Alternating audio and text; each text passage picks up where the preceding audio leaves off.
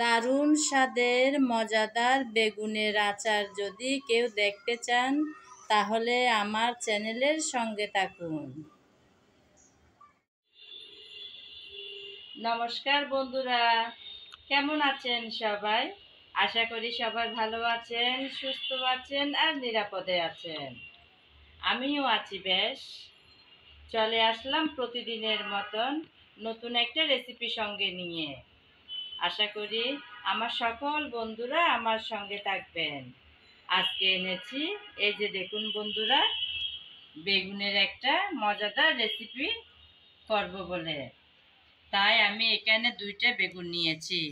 প্রথমে বেগুন কেটে ধুয়ে পরিষ্কার করে তারপর চলে আসবো আপনাদের মাঝে। ততক্ষণ আমার সঙ্গে থাকুন। বেগুন আমি কেটে ধুয়ে পরিষ্কার করে নিয়েছি। আমি একটু লম্বি সাইজ করে পাতলা করে কেটে নিলাম। আমি যে রেসিপিটা বানাবো সেটার জন্য এভাবে বেশি ভালো হয় কাটলে।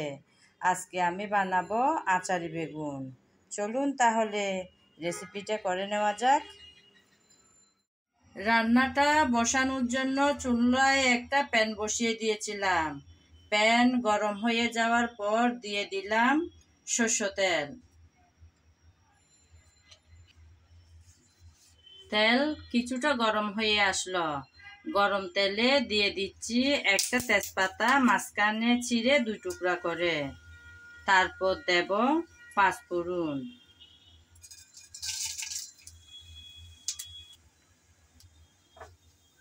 হালকা করে নেড়ে চেড়ে নিলাম।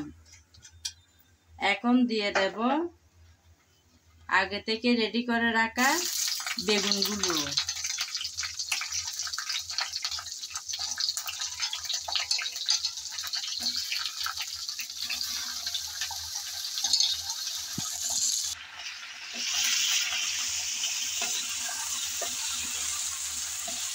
তেলের মধ্যে একটু নেড়ে চেড়ে ভেজে নেব।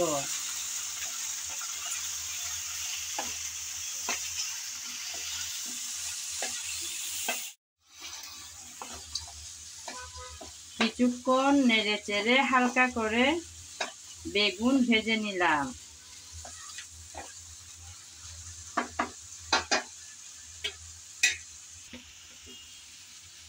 এখন দিলাম হলুদ, মরিচ, সামান্য লবণ।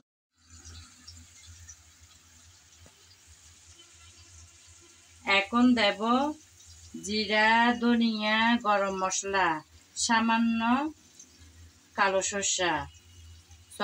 কালো শস্য একসাথে গুঁড়ো করা। সব দিয়ে ভালোভাবে নেড়ে চেড়ে আবারও একটু কষিয়ে নেব।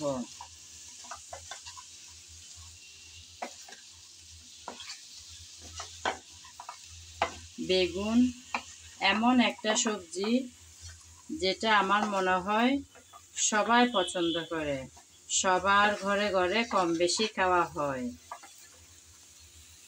তাই না বন্ধুরা? চাইলে আমার রেসিপিটা ফলো করে একবার ট্রাই করতে পারেন। ভীষণ মজার, কিন্তু একদম ঘরে থাকা উপকরণ দিয়ে রেডি করতে পারে এই রেসিপিটা। খেতেও হয় দারুণ।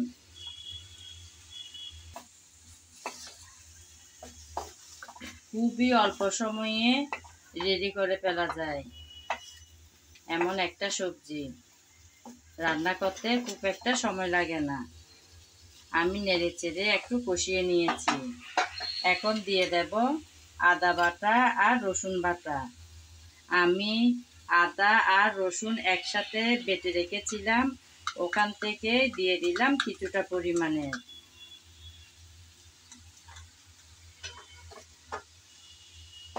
আদা আর রসুন বাটা দিয়ে আবারও নেড়ে চেড়ে ভালোভাবে মিশিয়ে নেব।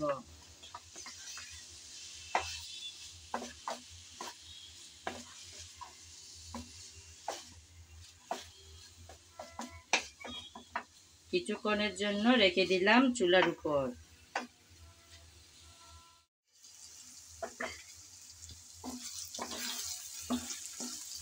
আমি নেড়েচেড়ে ভালোভাবে কিছুক্ষণ মিশিয়ে দিয়ে রেখে গিয়েছিলাম চুলার উপর। আবারও এসে একটু নেড়েচেড়ে মিশিয়ে নিচ্ছি, না হলে নিচে লেগে যাওয়ার সম্ভাবনা থাকতে পারে।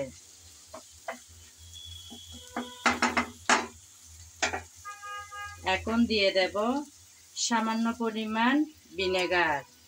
যেহেতু আমি বলেছি আচারি বেগুন বানাবো, তাই বেগুনে তো কোনো টক নেই, আমি সামান্য পরিমাণ ভিনেগার দেব।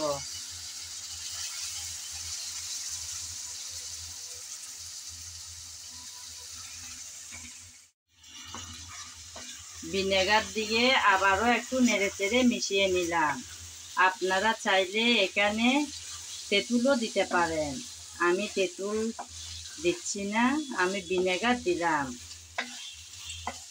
ভিনেগার দিয়ে একটু নেড়েচেড়ে মিশিয়ে নিয়েছি। এখন দিয়ে দেব চিনি।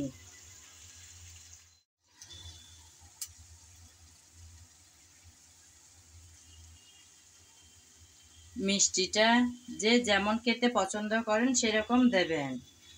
এটা হবে টক ঝাল মিষ্টি। টকের জন্য দিয়েছি আমি ভিনেগার, এখন তো মিষ্টি দিলাম অর্থাৎ চিনি।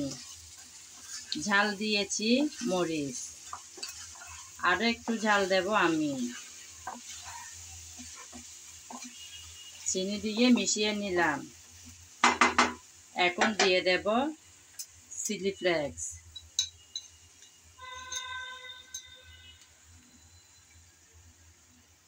ঝালটা যে যেমন খেতে পছন্দ করেন সেরকম দেবেন।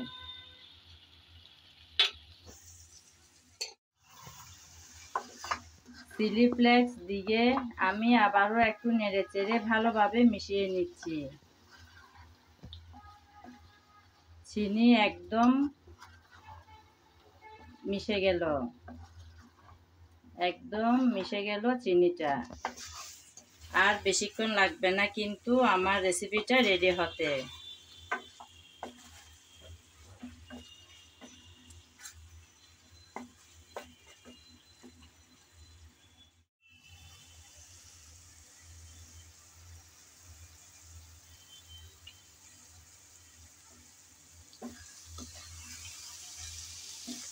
আমি আবারও চলে আসলাম কিছুক্ষণ পর, একটু নেড়েচেড়ে মিশিয়ে নেব বলে, না হলে নিচে লেগে যাওয়ার সম্ভাবনা থাকতে পারে। আমি তো আগেই বলেছিলাম, তাই না বন্ধুরা? এভাবে কিন্তু বারবার নেড়েচেড়ে কষাতে কষাতেই রেডি হয়ে যাবে আজকের মজাদার আচারি বেগুন।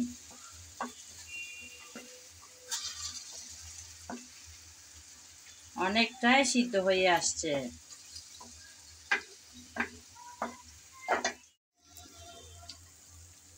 এটা এতটাই মজার যে সাদা ভাত, পোলাও, বিরিয়ানি কিংবা রুটি পরোটার সাথেও দারুণ লাগে খেতে। চাইলে একবার ট্রাই করতে পারেন আমার রেসিপিটা ফলো করে।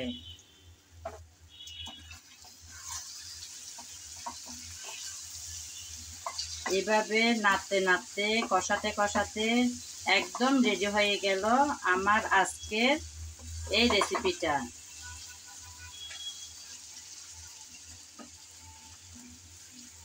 একদম রেডি হয়ে গেল বন্ধুরা। আমি নামানোর আগে একটু কাঁচা তেল ব্যবহার করব। এই যে আমি একটু কাঁচা সরষের তেল উপরে দিয়ে দেব, যাতে সরষের তেলের ফ্লেভারটা থাকে।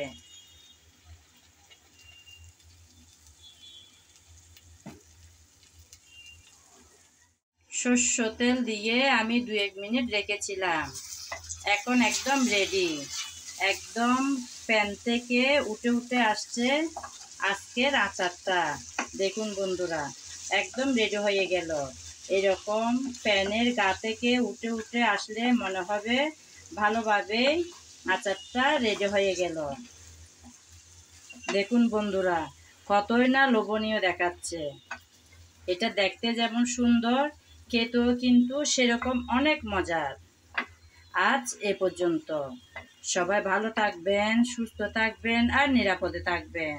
আগামী ভিডিও দেখার আমন্ত্রণ জানিয়ে আজ এখানেই বিদায় নিলাম।